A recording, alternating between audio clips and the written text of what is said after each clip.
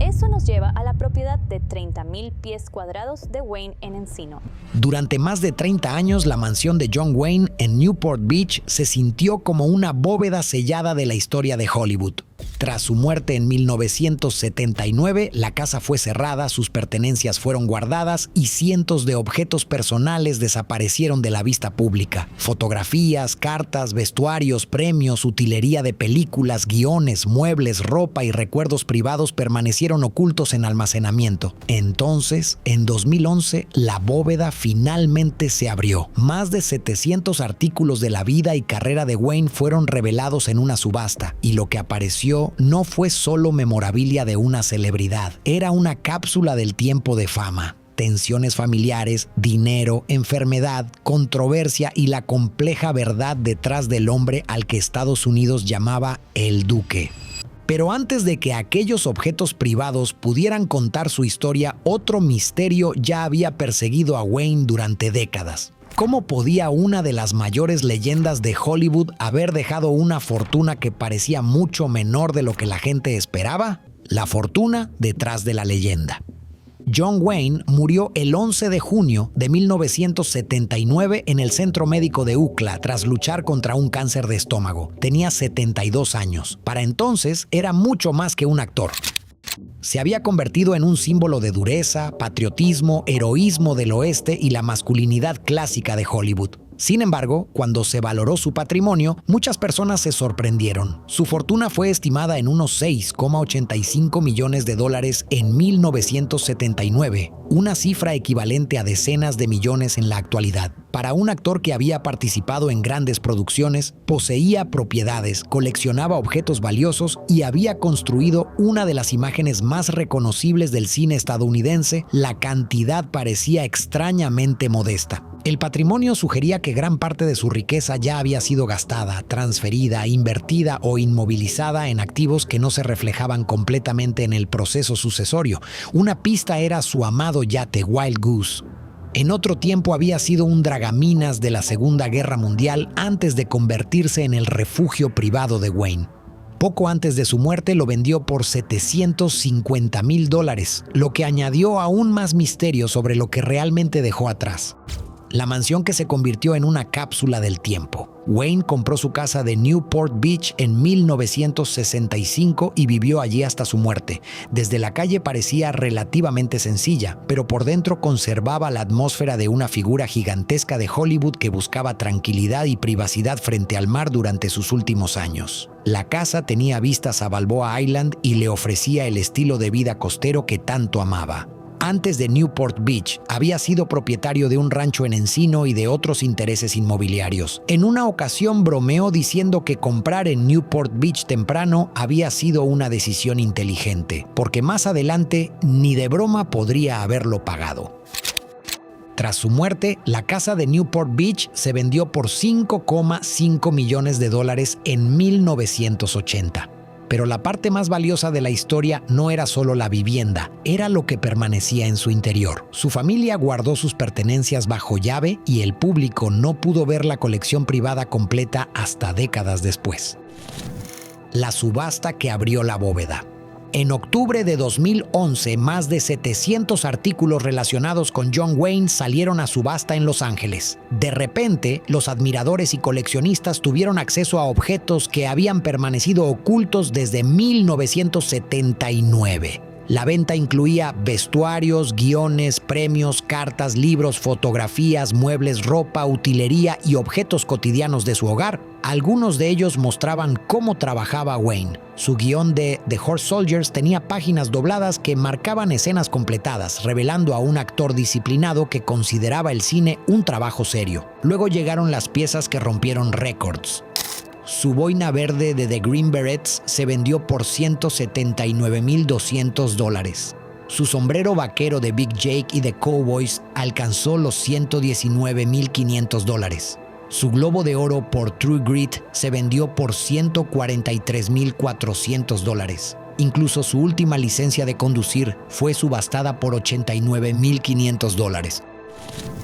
Los objetos personales que nadie esperaba. La subasta no solo reveló a Wayne como estrella de cine, también mostró a Wayne como lector, padre, amigo, coleccionista y hombre reservado.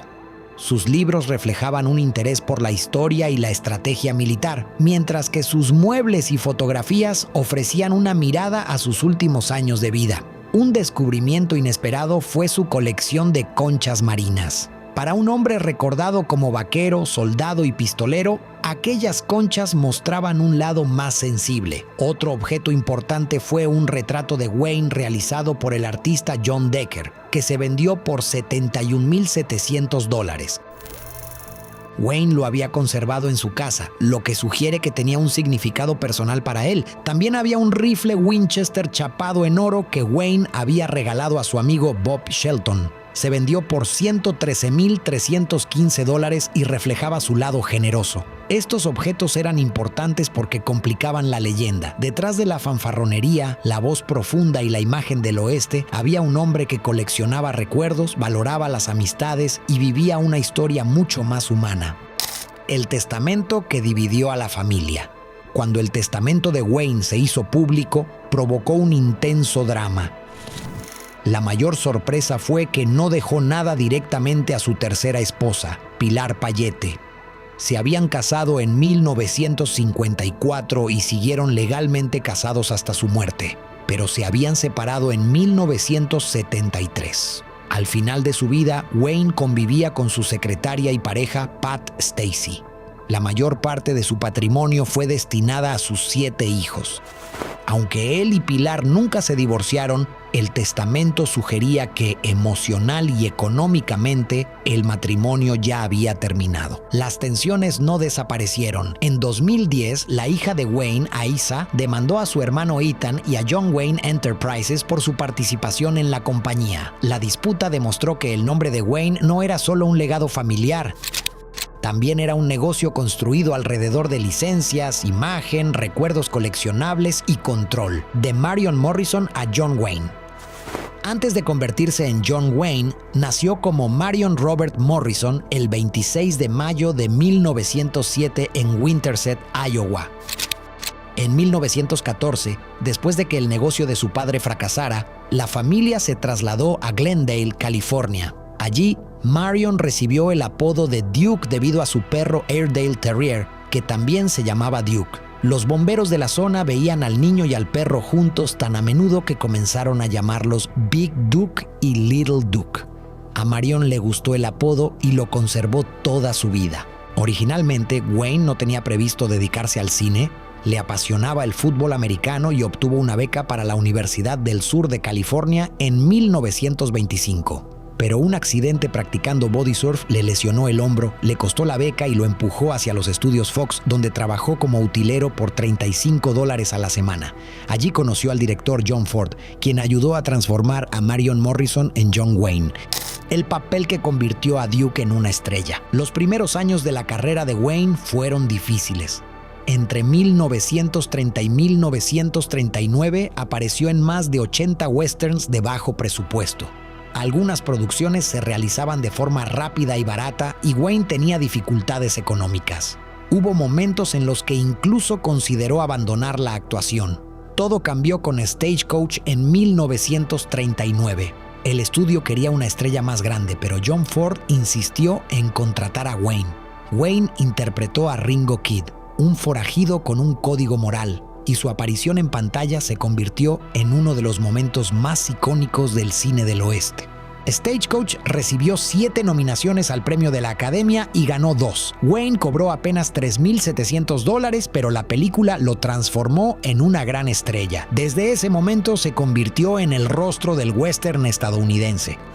Los papeles que construyeron el mito. Wayne y John Ford trabajaron juntos durante más de 50 años y realizaron 14 películas, ayudando a definir el western de Hollywood.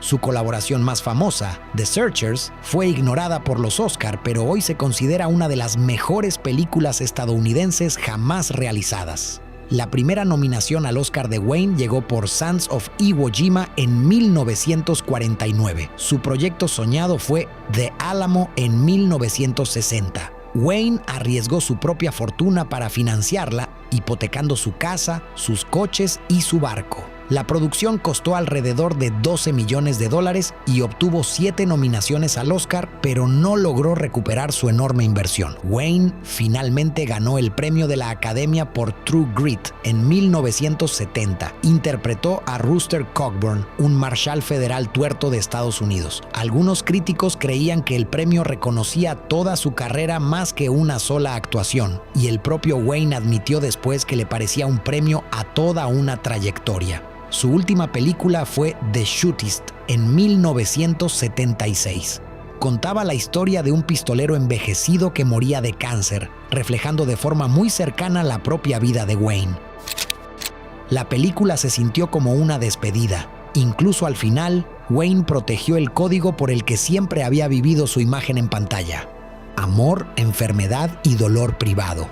La vida personal de Wayne estuvo llena de conflictos. Se casó con Josephine Saenz en 1933 y tuvieron 4 hijos. Pero la fama lo mantenía lejos de casa y su relación con Marlene Dietrich dañó el matrimonio. Se divorciaron en 1945. Su segundo matrimonio, con Esperanza Baur, comenzó en 1946 y rápidamente se volvió turbulento. Terminó en divorcio en 1954. Ese mismo año, Wayne se casó con Pilar Payete. Tuvieron 3 hijos y permanecieron legalmente casados hasta la muerte de Wayne, aunque se separaron en 1973. Después, Wayne vivió con Pat Stacy, su secretaria y compañera, quien lo cuidó durante sus tratamientos contra el cáncer, y más tarde escribió Duke, A Love Story. En 1964, los médicos diagnosticaron a Wayne cáncer de pulmón. Los cirujanos le extirparon el pulmón izquierdo y 2 costillas. Wayne sobrevivió y más tarde habló abiertamente sobre la enfermedad, llamando al cáncer la Gran C. En 1979 el cáncer regresó, esta vez en el estómago. Incluso desde la cama del hospital grabó mensajes pidiendo a la gente que apoyara la investigación contra el cáncer. Tras su muerte, su familia creó la Fundación contra el Cáncer John Wayne en 1985, la controversia que nunca desapareció. El legado de Wayne se volvió más complicado debido a una entrevista con Playboy realizada en 1971. En ella hizo comentarios racistas sobre los afroamericanos, defendió la apropiación de tierras indígenas y utilizó lenguaje ofensivo al hablar sobre Midnight Cowboy. Durante años, la entrevista permaneció en los archivos, pero en 2019 reapareció en internet y se volvió viral. Una nueva generación comenzó a debatir si Wayne debía seguir siendo honrado como un héroe estadounidense. Algunos argumentaban que sus películas eran demasiado importantes como para ser borradas. Otros sostenían que sus palabras no podían separarse de su imagen pública. El debate se intensificó en 2020 tras las protestas nacionales posteriores al asesinato de George Floyd. Los demócratas del condado de Orange pidieron que el aeropuerto John Wayne cambiara de nombre. Ethan Wayne, hijo del actor, salió en su defensa afirmando que su padre no era racista y que estaba siendo juzgado injustamente. El complicado legado del Duque. La Universidad del Sur de California también enfrentó presión. En julio de 2020, la USC retiró una exhibición dedicada a John Wayne de su Escuela de Artes Cinematográficas después de que estudiantes y exalumnos criticaran la muestra. Esto planteó una pregunta más amplia. ¿Puede separarse la obra de un artista de sus creencias? Los admiradores de Wayne señalan Stagecoach, The Searchers, Río Bravo y True Grit como obras esenciales del cine. Sus críticos argumentan que sus comentarios y algunas de sus películas ayudaron a glorificar una versión distorsionada de la historia estadounidense. Por eso la subasta de 2011 fue tan importante. No se limitó a vender utilería cinematográfica. Abrió la bóveda sellada de un hombre cuya vida fue más grande, más rica, más oscura y más compleja que la leyenda. Dentro de la mansión de Wayne había sombreros, premios, guiones, rifles, retratos y fotografías, pero detrás de ellos había disputas familiares, dolor privado, controversias públicas y una pregunta que aún lo persigue hoy. ¿Era John Wayne solamente el duque o la verdad era mucho más difícil de afrontar? Si esta historia cambió tu manera de ver a John Wayne, cuéntanoslo en los comentarios. ¿Qué descubrimiento te sorprendió más? ¿Los objetos ocultos de la subasta, la fortuna menor de lo esperado, las disputas familiares o la controversia que siguió a su nombre décadas después? Y si quieres más análisis profundos sobre las vidas ocultas de las leyendas de Hollywood, suscríbete para la próxima historia.